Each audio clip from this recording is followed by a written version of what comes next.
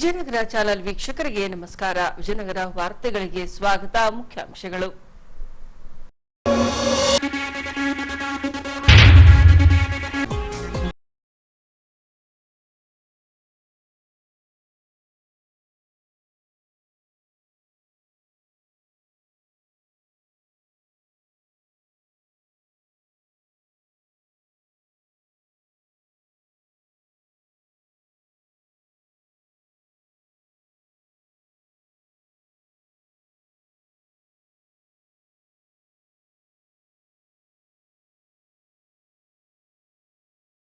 ನಡೆಸಿಕೊಟ್ಟ doctor Shantaveera ಸ್ವಾಮಿಗಳು. ಈಗ ವಾರ್ತೆಗಳ ವಿವರ. ಸರ್ಕಾರದಿಂದ ರೈತರಿಗೆ ಕೃಷಿ ಪರಿಕರಗಳ ವಿತರಣಾ ಕಾರ್ಯಕ್ರಮ ಕೈಗೊಳ್ಳಲಾಗಿತ್ತು. ಈ ವೇಳೆ ಶಾಸಕ ಎಚ್ಆರ್ ಗವ್ಯಪ್ಪನವರು ಗಣಿ ಪ್ರದೇಶಕ್ಕೆ ಹೊಂದಿಕೊಂಡ ಜಮೀನಿನಲ್ಲಿ ಮಾವು ಬೆಳೆಯುವಂತೆ ಸಲಹೆ ನೀಡಿದ್ದಾರೆ. ಹೀಗೆ ರೈತರಿಗೆ ಕೃಷಿ ಪರಿಕರಗಳನ್ನು ವಿತರಿಸಿದ ನಂತರ ಮಾತನಾಡಿದ ಶಾಸಕ ಎಚ್ಆರ್ ಗವ್ಯಪ್ಪನವರು ಪಿಕೆಹಳ್ಳಿ ಏತ ನೀರಾವರಿಗೆ ಅಳವಡಿಸಿರುವ ತಳವಾರಘಟ್ಟದಲ್ಲಿನ ಪಂಪಿಂಗ್ ಸಿಸ್ಟಮ್ ಸಮರ್ಪಕವಾಗಿ ಕೆರೆಗೆ ನೀರನ್ನು ತುಂಬಿಸಲು ಆಗುವುದಿಲ್ಲ. ಹಾಗಾಗಿ ಪಾವಗಡಕ್ಕೆ ಸರಬರಾಜು ಆಗುವ ನೀರಿನ ಪಂಪಿಂಗ್ ಸ್ಟೇಷನ್ ಪಕ್ಕದಲ್ಲೇ ಪಿಕೆಹಳ್ಳಿ ಏತ ನೀರಾವರಿ ಯೋಜನೆಯ ಪಂಪಿಂಗ್ ಸ್ಟೇಷನ್ ಅಳವಡಿಸಲು ನೀರಾವರಿ ಸಚಿವರು ಹಾಗೂ ಉಪಮುಖ್ಯಮಂತ್ರಿಗಳಾದ ಡಿಕೆ ಶಿವಕುಮಾರ್ ಅವರಿಗೆ ಈಗಾಗಲೇ ಮನವಿ ಮಾಡಿಕೊಂಡಿದ್ದೇನೆಂದರು. ಇನ್ನು ಕೃಷಿ ತಜ್ಞರ ಪ್ರಕಾರ ಗಣಿ ಪ್ರದೇಶಕ್ಕೆ ಹೊಂದಿಕೊಂಡ ಜಮೀನಿನಲ್ಲಿ ಮಾವು ಬೆಳೆಸಬೇಕು. ಇದರಿಂದ ಉತ್ತಮ ಇಳುವರಿ ಹಾಗೂ ಲಾಭ ಪಡೆಯಬಹುದೆಂದು ರೈತರಿಗೆ ಸಲಹೆ ನೀಡಿದರು. ಇವಾಗ ನಮ್ಮ ಪಾಪಿನಾಯಕನಹಳ್ಳಿ ಕ್ಷೇತ್ರದ ಭಾಗ ಗಾದಿಗ್ನೂರು ಪಾಪಿನಾಯಕನಹಳ್ಳಿ ಈ ಭಾಗಕ್ಕೆ ಹೋದ ಸಚಿವರು ನಮ್ಮ ಮಿತ್ರರಾದ ಅನಂತ್ ಸಿಂಗ್ ಅವರು ಸಾಕಷ್ಟು ಕೆರೆಗಳಾಗಲಿ ಇವೆಲ್ಲ ಅಭಿವೃದ್ಧಿ ಪಡಿಸಿದಾರ, ನೀರಾವರಿ ಕೂಡ ಅನುಕೂಲ ಮಾಡಿಕೊಟ್ಟಿದ್ದಾರೆ. ಆದರೆ ಒಂದು ಮಿಸ್ಟೇಕ್ ಏನಾಗಿದೆ ಅಂದರೆ ಅದು ಪಂಪಿಂಗ್ ತಳವಾರಘಾಟ್ನಲ್ಲಿ ಏನು ಪಂಪಿಂಗ್ ಸ್ಟೇಷನ್ ಇದೆ ಅದು ಏನಾಗುತ್ತೆ, ವರ್ಷಕ್ಕೆ ಒಂದು 20 ದಿವಸ ನಮ್ಮ ನದಿ ತುಂಬಿಕೊಂಡು ಹೋಗ್ತಾ ಇರುತ್ತೆ ಹೊಳೆ, ಅವಾಗ ಒಂದೇ ಪಂಪ್ ಮಾಡೋಕ್ಕಾಗ್ತಾ ಇದೆ. ಉಳಿದ ದಿವಸ ನಮಗೆ ಅದು ಸ್ಟಾರ್ಟ್ ಮಾಡಿದ್ರೆ 1-2 ತಾಸಿನಲ್ಲಿ ಅದು ನೀರು ಮುಗಿದೋಗ್ಬಿಡ್ತಾ ಇದೆ. ಹಾಗಾಗಿ ನಾನು ಒಂದು ಪ್ರಸ್ತಾವನೆಯನ್ನು ನಮ್ಮ ನೀರಾವರಿ ಮಂತ್ರಿಗಳಾದ ಡಿ ಕೆ ಶಿವಕುಮಾರ್ ಸಾಹೇಬರಿಗೆ ಆಗಲೇ ಒಂದು ಲೆಟರ್ ಕೊಟ್ಟಿದ್ದೀನಿ. ಆ ಪಂಪಿಂಗ್ ಸ್ಟೇಷನ್ನು ಇವಾಗೇನು ನಾವು ಪಾವಗಡಗೆ ಪಂಪಿಂಗ್ ಸ್ಟೇಷನ್ ಮಾಡಿದಿರಿ ಅದ್ರ ಬಗ್ಲಿಗೆ ನಮಗೂ ಪಂಪಿಂಗ್ ಸ್ಟೇಷನ್ ಹಾಕಿ ಕೊಟ್ಬಿಟ್ರಿ ಅಂತ ಹೇಳ್ಬಿಟ್ಟು ಅವ್ರಿಗೊಂದು ಮನವಿಯನ್ನು ಕೊಟ್ಟಿದ್ದೀನಿ. ಈ ಸಾರಿ 20ನೇ ತಾರೀಕು ಬಂದವಾಗೆ ಸಾಹೇಬರಿಗೆ ಅದು ತೋರಿಸ್ಬಿಟ್ಟು ಅವ್ರ ಅನುಮೋದನೆ ಪಡೆದು ಆ ಪಂಪಿಂಗ್ ಸ್ಟೇಷನ್ ಇಲ್ಲೊಂದು ಹಾಕಿಸ್ಬಿಟ್ಟು ಇಲ್ಲಿಂದ ಕೊಟ್ಬಿಟ್ರಿಗಿನ್ನ ನಿರಂತರ ಅಟ್ಲೀಸ್ಟ್ ಒಂದು 6 ತಿಂಗಳ ನೀರನ್ನು ನಮ್ಗೆ ಸಿಗುತ್ತೆ ನಮ್ಮ ರೈತರಿಗೆ. ಅಟ್ಲೀಸ್ಟ್ ಒಂದು ಯಾವ್ದಾನ ಒಂದು ಬೆಳೆ ಬೆಳೆಸ್ಕೊಳ್ಳೋಕ್ಕೆ ಒಂದು ಅಟ್ಲೀಸ್ಟ್ ನಾವು ಭತ್ತ ಕಬ್ಬು ಬೆಳೆಸೋಕ್ಕಾಗಂಗಿಲ್ಲ, ಅಟ್ಲೀಸ್ಟ್ ಜೋಳ ಇನ್ನು ಬೇರೆ ಈ ಥರ ಕ್ಯಾಶ್ ಕ್ರಾಪ್ಗಳು ನಾವು ಬೆಳೆಸ್ಬೇಕಾಗತ್ತೆ. ಹಾಗಾಗಿ ಅದೊಂದು ವ್ಯವಸ್ಥೆ ಮಾಡ್ಬೇಕು ಅಂದ್ಕೊಂಡಿದ್ದೀನಿ. ಅದರ ಜೊತೆಗೆ ಇವಾಗ ನಾವು ರತ್ನಗಿರಿ ಆಪೋಸ್ ಅಂತೀವಿ, ಅಲ್ಲೆಲ್ಲ ಗುಡ್ಡದ ಪ್ರದೇಶದಲ್ಲಿ ಏನಿದೆ ಅಂದರೆ ಕಲ್ಲು, ಇದು ಕಬ್ಬಿಣದ ಕಲ್ಲಿದೆ. ಆ ಇರೋದ್ರಿಂದ ಐರನ್ ಕಂಟೆಂಟ್ನಿಂದ ಸ್ವೀಟ್ನೆಸ್ ಬರುತ್ತೆ. ಅದಕ್ಕೇನು ಮಾಡ್ತಾ ಇದ್ವಿ ನಾವು ವರ್ಷ ಸ್ವಲ್ಪ ಯಾವುದು ನೇನು ತಪ್ಪು ಸಾವಿ ಗೊಬ್ಬರ ದೇವಂದು ಹಿಂಡಿ ಮತ್ತೆ ಸ್ವಲ್ಪ ಕುರಿ ಗೊಬ್ಬರ ಇದು ಕಲಿಸ್ಬಿಟ್ಟು ಅದಾಗ್ಬಿಟ್ರೆ ಇನ್ನೂ ಟೇಸ್ಟ್ ಬಂದ್ಬಿಡುತ್ತೆ. ಹಾಗಾಗಿ ಸಾಕಷ್ಟು ರೈತರಿಗೆ ನಾನು ಕೇಳ್ಕೊಳ್ಳೋದೇನೆಂದರೆ ನಮ್ಮ ಗುಡ್ಡದ ಪ್ರದೇಶದ ಕಡೆ ಯಾರ್ಯಾರು ಇದ್ದಾರ ಸ್ವಲ್ಪ ಮಾವಿನ ಗಿಡಗಳು ಕೂಡ ಬೆಳೆಸೋ ಸ್ಟಾರ್ಟ್ ಮಾಡಿ. ಯಾಕಂದ್ರೆ ಈಗಿನ ಅದಕ್ಕೆ ರೇಟ್ ಬೇರೆನೇ ಬರುತ್ತೆ. ಇವಾಗ ನಾವಂತೂ ಅದರಿಂದ ವ್ಯಾಪಾರ ಏನು ಮಾಡ್ತಾ ಇಲ್ಲ, ಮನೆಗೋಸ್ಕರ ಅಂತ ಹೇಳ್ಬಿಟ್ಟು ಅಷ್ಟೇ ಇಟ್ಕೊಂಡಿದ್ದೀನಿ. ಆಗಲಿ ಬೇರೆ ಎಲ್ಲಿ ಮಾರಾಟ ಆಗಲಿ ಮಾಡೋದಾಗಲಿ ಇಲ್ಲ. ಯಾರೋ ಬಂದವರಿಗೆ ಒಂದು ಕಾಂಟ್ರಾಕ್ಟ್ ತಗೊಂತಾನೆ ಹೋಗ್ತಾನೆ, ಕೊಟ್ಟಷ್ಟು ಕೊಡ್ತಾನೆ ಹೋಗ್ತಾ ಇದ್ದಾರೆ. ಅದರಿಂದ ಕೂಡ ಭಾಳಷ್ಟು ಅನುಕೂಲ ಆಗುತ್ತೆ. ಇಲ್ಲೊಂದೇ ಅಲ್ಲ, ನಮ್ಮ ಇಲ್ಲಿ ಗಾದಿಗ್ನೂರಿನಿಂದ ಅಪ್ ಟು ನಮ್ಮ ಕಾರಿಗ್ನೂರು ತನಕ, ಮತ್ತು ಇಲ್ಲಿ ನಮ್ಮ ಮರಮನಹಳ್ಳಿನಿಂದ ಅಪ್ ಟು ಯಶವಂತಪುರ ಮತ್ತು ಸ್ವಾಮಿಹಳ್ಳಿ ತನಕ ಈ ಭಾಗ ಎಲ್ಲ ಅದು ಕೆಬ್ಬಣದ ಅಂಶ ಇರೋದ್ರಿಂದ ಸ್ವಲ್ಪ ಮಾವಿನ ಗಿಡಗಳಿಗೆ ಭಾಳ ಒಳ್ಳೆ ಡಿಮ್ಯಾಂಡ್ ಬರುತ್ತೆ ಅನ್ನೋದು ನನ್ನೊಂದು ಸಲಹೆ. ಹೊಸಪೇಟೆ ಆರ್ಯವೈಶ್ಯ ಸಮಾಜದಿಂದ ವಾಸವಿ ಜಯಂತಿ ನಿಮಿತ್ತ ಕನ್ನಿಕಾ ಪರಮೇಶ್ವರಿ ದೇವಸ್ಥಾನದಲ್ಲಿ 9 ದಿನಗಳ ಕಾಲ ವಿವಿಧ ಧಾರ್ಮಿಕ ಉತ್ಸವಗಳನ್ನು ಕೈಗೊಳ್ಳಲಾಗಿತ್ತು. ಇನ್ನು ವಾಸವಿ ಜಯಂತಿಯ ಶುಭ ದಿನದಂದು ಧಾರ್ಮಿಕ ಸಭೆ ನಡೆಸಲಾಯಿತು. ಹೀಗೆ ಹಂಪಿ ರಸ್ತೆಯಲ್ಲಿ ಬರುವ ಕನ್ನಿಕಾ ಪರಮೇಶ್ವರಿ ದೇವಸ್ಥಾನದ ಆವರಣದಲ್ಲಿ ಬರುವ ವಾಸವಿ ಕಲ್ಯಾಣ ಮಂಟಪದಲ್ಲಿ ವಾಸವಿ ಜಯಂತಿಯ ಶುಭ ದಿನದಂದು ಧಾರ್ಮಿಕ ಕಾರ್ಯಕ್ರಮ ಕೈಗೊಳ್ಳಲಾಗಿತ್ತು. ಈ ಭಾಗವಾಗಿ ವೇದಿಕೆ ಮೇಲಿನ ಸಮಾಜದ ಗಣ್ಯರಿಂದ ದೀಪ ಬೆಳಗಿಸುವ ಮೂಲಕ ಧಾರ್ಮಿಕ ಸಭೆಗೆ ಚಾಲನೆ ನೀಡಿದರು. ಬಳಿಕ ಆರ್ಯವೈಶ್ಯ ಸಮಾಜದ ಆಯ್ದ 4 ಜನ ವಿದ್ಯಾರ್ಥಿಗಳಿಗೆ ಲ್ಯಾಪ್ಟಾಪ್ ವಿತರಿಸಲಾಯಿತು. ಈ ವೇಳೆ ಆರ್ಯವೈಶ್ಯ ಸಂಘದ ಅಧ್ಯಕ್ಷ ಕಾಕುಬಾಳು ರಾಜೇಂದ್ರರವರು ಮಾತನಾಡಿ, ಸಮಾಜದಲ್ಲಿ ಧಾರ್ಮಿಕ ಚಟುವಟಿಕೆಗಳನ್ನು ಹೆಚ್ಚಿಸಲಾಗಿದೆ. ಇದರಿಂದ ಆಚಾರ ವಿಚಾರ ಆಚರಣೆಗಳ ಕುರಿತಾಗಿ ಇಂದಿನ ಮಕ್ಕಳಲ್ಲಿ ಅರಿವು ಮೂಡಿಸಿದಂತಾಗುತ್ತದೆ. ಪ್ರತಿ ಶುಕ್ರವಾರದ ದಿನದಂದು ಮಹಿಳೆಯರಿಂದ ಲಲಿತಾ ಸಹಸ್ರನಾಮ ಪಠಣೆ ಮಾಡುವ ಉದ್ದೇಶ ಹೊಂದಲಾಗಿದೆ ಎಂದರು. ನಾವು ಈ ಹೊತ್ತಿಗೆ ನಮ್ಮ ಟೀಮ್ ಹೊಸದಾಗಿ ಚುನಾಯಿಸಿಕೊಂಡು 8 ತಿಂಗಳಾಯಿತು. ಈ 8 ತಿಂಗಳಲ್ಲಿ ನಾವು ಈ ಮೊದಲು ಮಾಡಿದ ತಂಡದಿಂದ ನಾವು ಇನ್ನ ಏನು ಜಾಸ್ತಿ ಮಾಡಬಹುದು, ಇಂಪ್ರೂವ್ಮೆಂಟ್ ಏನು ಮಾಡಬಹುದು ಆ ವಿಚಾರವಾಗಿ ಯೋಚನೆ ಮಾಡಿದಾಗ ನಮಗೆ ಅಲ್ಪ ಸ್ವಲ್ಪ ಒಂದು ವಿಚಾರ ಒಳ್ಳೆಯ ಆಗಿತ್ತು. ನಮಗೆ ಆರ್ಯವೈಶ್ಯ ಅಂಗಸಂಸ್ಥೆಗಳ ಮತ್ತು ಆರ್ಯವೈಶ್ಯ ಸಂಘದ ಜೊತೆಗೆ ನನಗೆ ಅನಿಸಿದ್ದು ಒಂದು ಸಮನ್ವಯ ಕೊರತೆ ಕಾಣ್ತಾ ಇತ್ತು. ಆಮೇಲೆ ನಮ್ಮಲ್ಲಿ ಹುಡುಗಿಯಲ್ಲಿ ಧಾರ್ಮಿಕ ಚಟುವಟಿಕೆಗಳು ಸ್ವಲ್ಪ ಕಡಿಮೆ ಇತ್ತು. ಅದು ಸಹ ಇಂಪ್ರೂವ್ ಮಾಡಲಿಕ್ಕೆ ಮೊದಲು ನಮ್ಮ ಆದ್ಯತೆ ಶುರುವಾಯಿತು.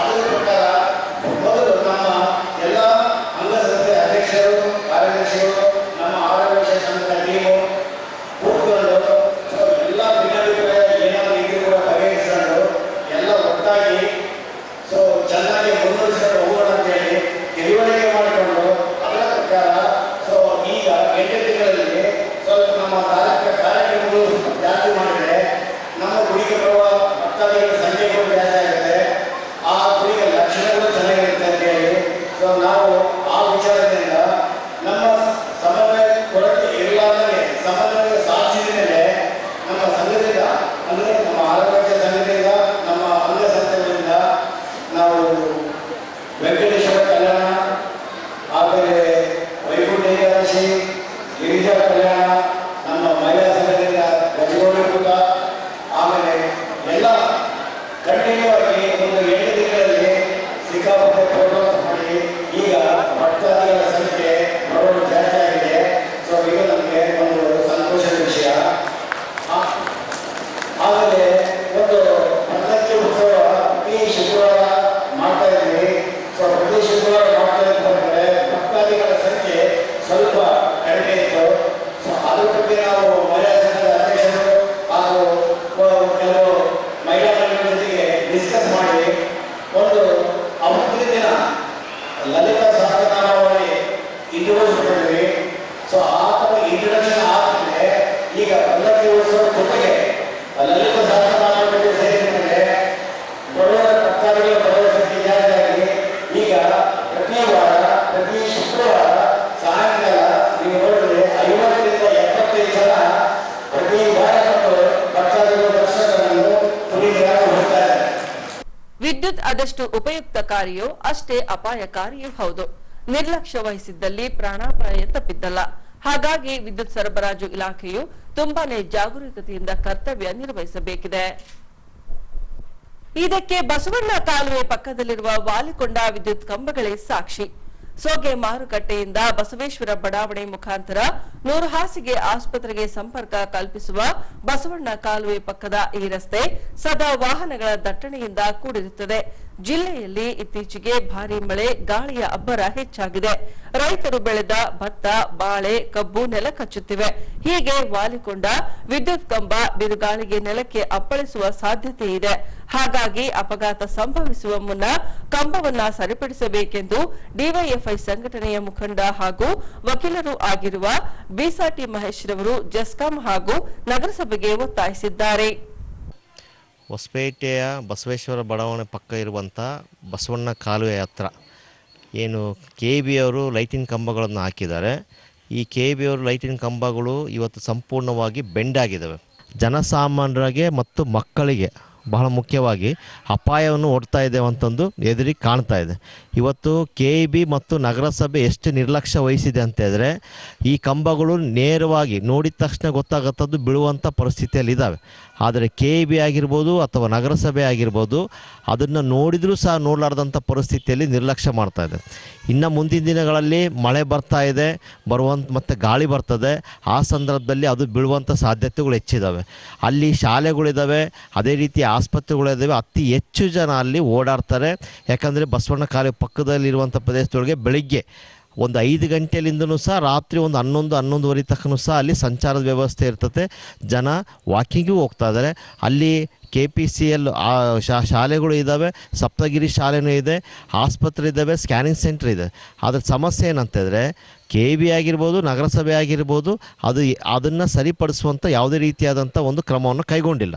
ಅದೇ ಮತ್ತೆ ಮುಂದುಗಡೆ ಹೋದಂಥ ಸಂದರ್ಭದಲ್ಲಿ ಅದೇ ಲೈಟಿಂಗ್ ಕಂಬಗಡೆ ಗಿಡಗಳೆಲ್ಲ ಬೆಳೆದಿದೆ. ಇವತ್ತು ಮಳೆ ಏನಾದರೂ ಬಂತಂದರೆ ಆ ಗಿಡ ಆ ವಯರ್ಗಳಿಗೆ ಟಚ್ ಆಗಿದೆ. ಆ ವಯರ್ಲಿಂದ ನೀರೇನು ಸುಳಿತಂದರೆ ಕೆಳಗಡೆ ಅರ್ಥಿಗೆಲ್ಲ ಕರೆಂಟೆಲ್ಲ ಪಾಸಾಗಿ ಅಲ್ಲಿ ಓಡಾಡುವಂಥ ಮಕ್ಕಳಾಗಿರ್ಬೋದು ಅಥವಾ ವಿದ್ಯಾರ್ಥಿಗಳಾಗಿರ್ಬೋದು, ಇತರೆ ಯಾವುದೇ ಜನರಿಗೆ ಅದು ಅರ್ಥಿಂಗ್ ಆಗುವಂಥ ಸಾಧ್ಯತೆಗಳು ಬಹಳ ಹೆಚ್ಚಿದೆ.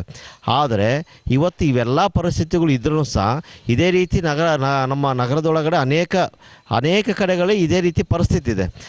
ಇಂಥ ಸಂದರ್ಭದಲ್ಲಿ KEB ಮತ್ತು ನಗರಸಭೆ ಸಂಪೂರ್ಣವಾಗಿ ನಿರ್ಲಕ್ಷ್ಯವನ್ನು ವಹಿಸ್ತಾ ಇರುವಂಥದ್ದು ಇದು ಖಂಡನೀಯ. ಈ ರೀತಿಯಾದಂಥ ನಿರ್ಲಕ್ಷ್ಯಗಳಿಂದ ಏನಾದರೂ ಅನಾಹುತಗಳಾದರೆ ಅದರ ಜವಾಬ್ದಾರಿಯನ್ನು ಸಂಪೂರ್ಣವಾಗಿ KEB ಮತ್ತು ನಗರಸಭೆ ವಹಿಸ್ಕೋಬೇಕಾಗುತ್ತೆ. ತಕ್ಷಣವೇ ಜನಪ್ರತಿನಿಧಿಗಳು ಏನಿದ್ದಾರೆ, ನಗರಸಭೆ ಸದಸ್ಯರಾಗಿರ್ಬೋದು ಅಥವಾ ಶಾಸಕರಾಗಿರ್ಬೋದು, ಇಂತಹ ಒಂದು ಅವ್ಯವಸ್ಥೆಗಳನ್ನು ಸರಿಪಡಿಸಲಿಕ್ಕೆ ಮುಂದಾಗಬೇಕು. ಒಂದು ವೇಳೆ ಮುಂದಾಗದೆ ಹೋದಂಥ ಸಂದರ್ಭದಲ್ಲಿ ನಾವು ಇದಕ್ಕೆ ಬೇಕಾದಂಥ ಹೋರಾಟವನ್ನು ಮಾಡಬೇಕಾಗತ್ತಂತ ಈ ಸಂದರ್ಭದಲ್ಲಿ ಹೇಳ್ತೀವಿ. ಹೈ ಟೆನ್ಷನ್ ವಯರ್ ಇದೆ ಅಂತಂದು ಅವರೇ ಬೋರ್ಡಲ್ಲಿ ಮೆನ್ಷನ್ ಮಾಡಿದ್ದಾರೆ. ಇವತ್ತು ಏನು KPTCL ಮತ್ತು ನಮ್ಮ ನಗರಸಭೆಗೆ ಈ ಕೆಲವೊಂದು ಸಂದರ್ಭದಲ್ಲಿ ಅದನ್ನು ಕ್ಲೀನ್ ಮಾಡಲಿಕ್ಕೆ ಟೆಂಡರ್ಗಳನ್ನೆಲ್ಲ ಕರೆದಿರ್ತಾರೆ. ಆದರೆ ಯಾವಾಗ ಇವ್ರು ಮಾಡ್ತಾರಪ್ಪ ಅಂತ ಹೇಳಿದ್ರೆ ಮಳೆಗಾಲ ಬಂದಾಗ ಅದನ್ನು ಕ್ಲೀನ್ ಮಾಡುವಂಥ ಪರಿಸ್ಥಿತಿ ಇದೆ. ಈಗ ಬೇಸಿಗೆ ಕಾಲ ಇದೆ, ಈಗ ಕ್ಲೀನ್ ಮಾಡೋಕ್ಕೆ ಸಶಕ್ತವಾದಂಥ ಒಂದು ಸಮಯ ಇದೆ. ಇಂಥ ಸಂದರ್ಭದಲ್ಲಿ ಅವ್ರು ಕ್ಲೀನ್ ಮಾಡೋಕ್ಕೆ ಹೋಗೋದಿಲ್ಲ. ಮಳೆಗಾಲ ಬಂದಂಥ ಸಂದರ್ಭದಲ್ಲಿ ತಮಗೆ ಬೇಕಾದಂಗೆ ಅರೆ ಕೆಲಸವನ್ನು ಮಾಡುವಂಥದ್ದನ್ನು ನಿಂದಿರಿಸ್ಬೇಕು. ಯಾಕಂದರೆ ಇಂಥ ಒಂದು ನಿರ್ಲಕ್ಷ್ಯ ಧೋರಣೆ ಏನಿದೆಲ್ಲ ಇದು ಸರಿಯಾದಂಥದ್ದಲ್ಲ. ಹಾಗಾಗಿ ನಾವು ಇದನ್ನು ಒತ್ತಾಯ ಮಾಡ್ತಾಯಿದ್ದೀವಿ. ಈ ಏನು ಹೈ ಟೆನ್ಷನ್ ವಯರ್ ಇದ್ರೂ ಸಹ ನಿರ್ಲಕ್ಷ್ಯ ವಹಿಸುವಂಥದ್ದನ್ನು ತಕ್ಷಣದೊಳಗಡೆ ನಿಲ್ಲಿಸಬೇಕು. ತಕ್ಷಣದೊಳಗಡೆ ಈ ಹೈ ಟೆನ್ಷನ್ ವಯರ್ ಇರುವಂಥ ಕಂಬ ಏನು ಬಾಲಿದೆ ಅದನ್ನು ಸರಿಪಡಿಸ್ಬೇಕು. ಮತ್ತು ಎಲ್ಲೆಲ್ಲಿ ಗಿಡಗಳು ಬೆಳೆದಿದ್ದಾವೆ ಆ ವಯರ್ಗಳಿಗೆ ಟಚ್ ಆಗಿರುವಂಥ ಗಿಡಗಳಾಗಿರ್ಬೋದು ಅಥವಾ ಗಿಡಗಳೇ ವಯರ್ಗಳಿಗೆ ಟಚ್ ಆಗಿದ್ದಾವೆ, ಬಳ್ಳಿಗಳು ಬೆಳೆದಿದ್ದಾವೆ, ಅವನ್ನೆಲ್ಲವನ್ನು ಕ್ಲೀನ್ ಮಾಡಲಿಕ್ಕೆ ನೀವು ಈ ತಕ್ಷಣದೊಳಗಡೆ ಕ್ರಮ ಕೈಗೊಳ್ಬೇಕಂತ ಈ ಸಂದರ್ಭದಲ್ಲಿ ಹೇಳ್ತಾ ಇದ್ದೇವೆ. ಹೊಸಪೇಟೆ ವಾಲ್ಮೀಕಿ ನಾಯಕ ಪದವೀಧರ ವಿದ್ಯಾವರ್ಧಕ ಸಂಘದಿಂದ ಪುಣ್ಯಾನಂದಪುರಿ ಸ್ವಾಮಿಗಳ ಪುಣ್ಯ ಸ್ಮರಣಾರ್ಥ ನಗರದ ಉಕ್ಕಡಕೇರಿ ಗರಡಿಮನೆಯ ಸಭಾಂಗಣದಲ್ಲಿ ದಿನಾಂಕ 7ರಿಂದ 11ರವರೆಗೆ ಮಹರ್ಷಿ ವಾಲ್ಮೀಕಿ ಪ್ರವಚನವನ್ನ ಏರ್ಪಡಿಸಲಾಗಿದೆ. ಹೀಗೆ 2ನೇ ದಿನದಂದು ಹೂವಿನ ಹಡಗಲಿಯ ಗವಿಮಠದ ಡಾ ಹಿರಿಯ ಶಾಂತವೀರ ಮಹಾಸ್ವಾಮಿಗಳಿಂದ ಮಹರ್ಷಿ ವಾಲ್ಮೀಕಿ ಪ್ರವಚನ ನಡೆಸಿಕೊಡಲಾಯಿತು. ನಾರದ ಮಹರ್ಷಿ ಹತ್ರ ಬರ್ತಾನ. ನಾರದ ಮಹರ್ಷಿ ಹತ್ರ ಬಂದು ಯಪ್ಪ ರತ್ನಾಕರ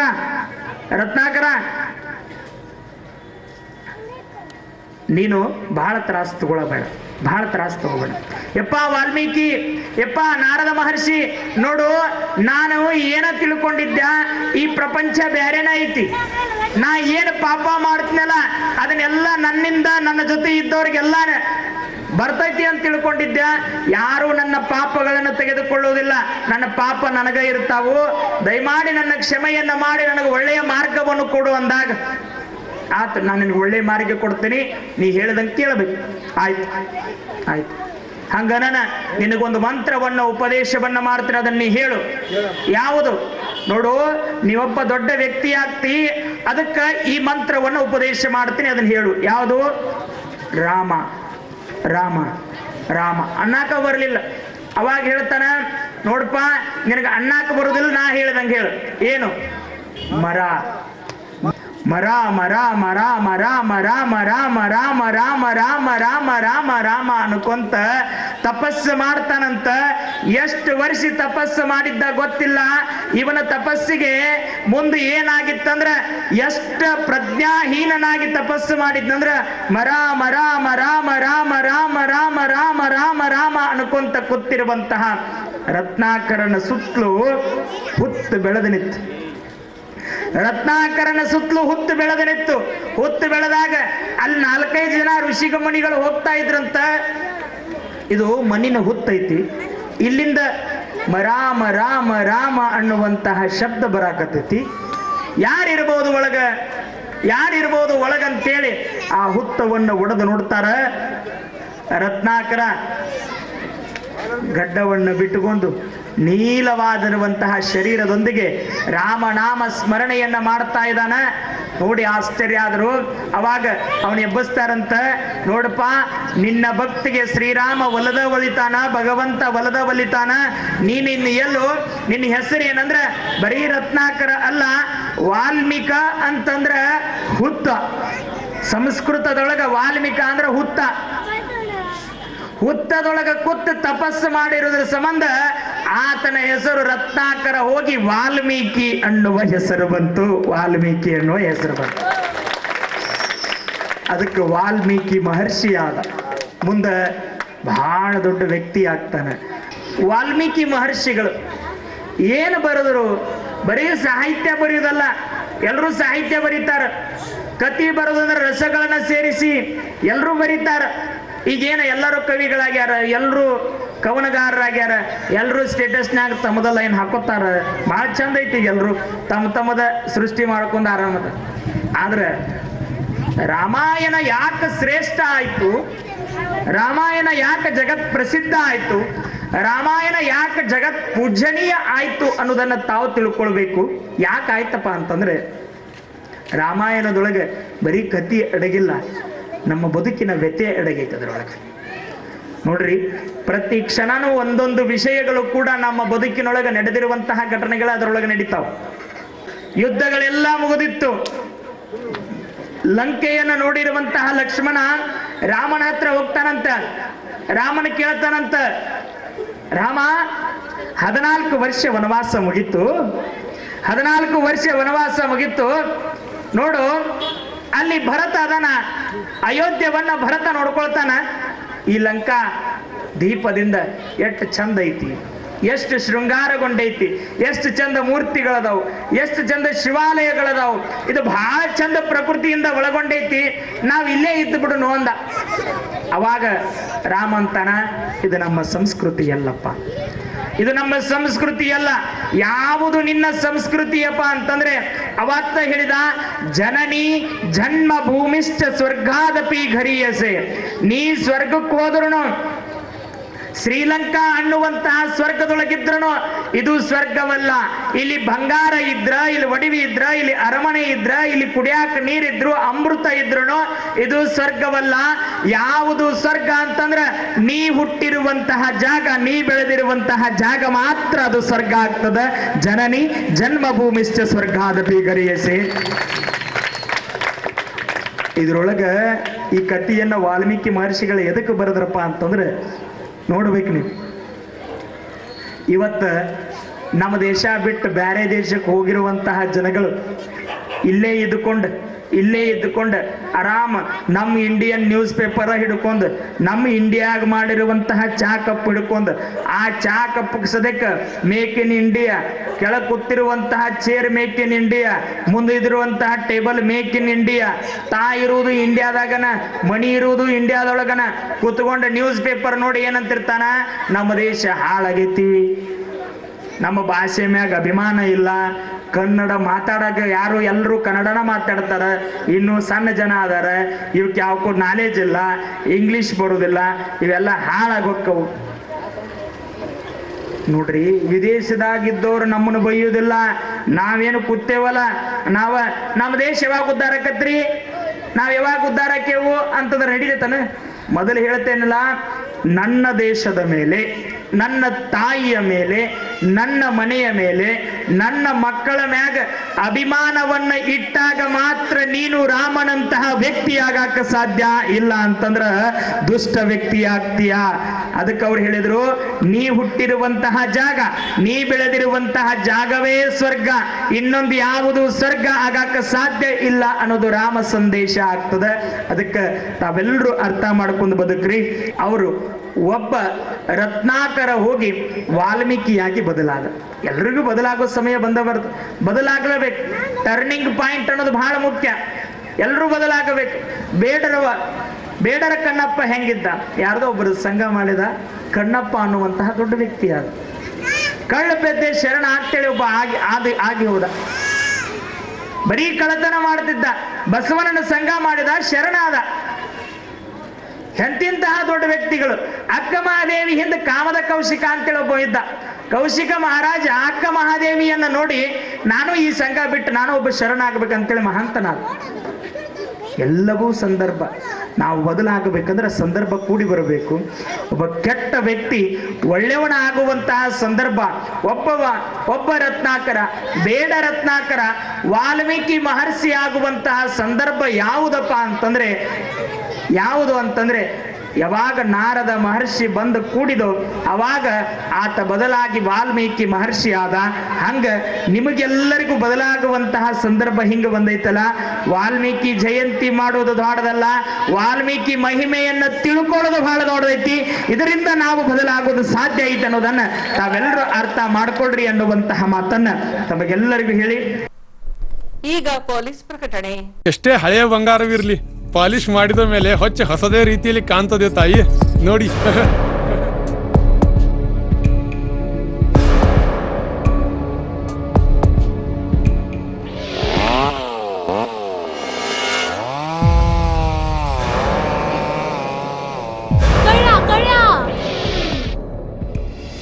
ತಾಯಿ, ನಿಮ್ ಮೈ ಮೇಲೆ ಅದೋ ಹೊಲಸು ಬಿದ್ದಿದೆ.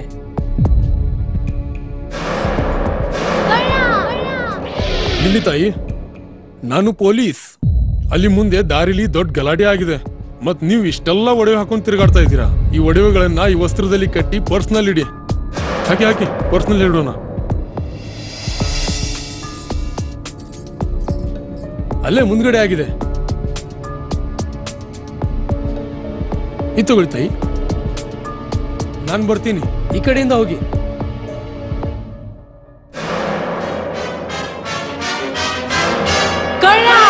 ಇಂತಹ ಮೋಸದ ಸಂಗತಿ ನಿಮಗೂ ನಡೆಯಬಹುದು. ತಮ್ಮ ಬೆಲೆ ಬಾಳುವ ಒಡವೆ ಆಭರಣ ವಸ್ತುಗಳನ್ನು ಎಚ್ಚರಿಕೆಯಿಂದ ಕಾಪಾಡಿ.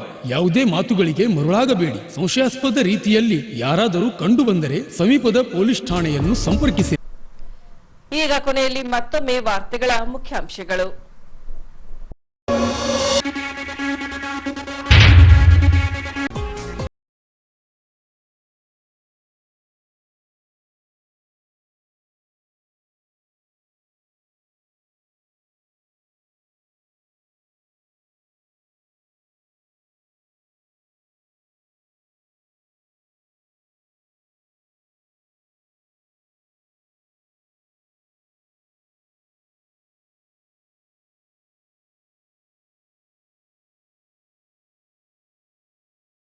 ಪ್ರವಚನ ನಡೆಸಿಕೊಟ್ಟ ಡಾಕ್ಟರ್ ಶಾಂತವೀರ ಸ್ವಾಮಿಗಳು.